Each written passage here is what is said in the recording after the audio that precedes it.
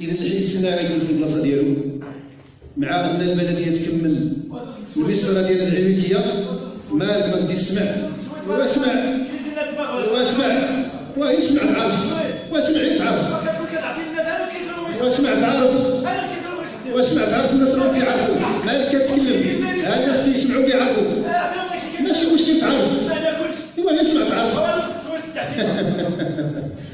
ولذلك انا اقول من باب ابراء الذمه، هذا الحي الصناعي انا غادي نشوف عليه في البلاصه ديالو ولو وحدي.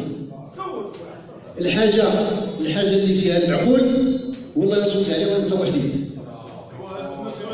لا ماشي انا في نظري احترم وجهه نظرك،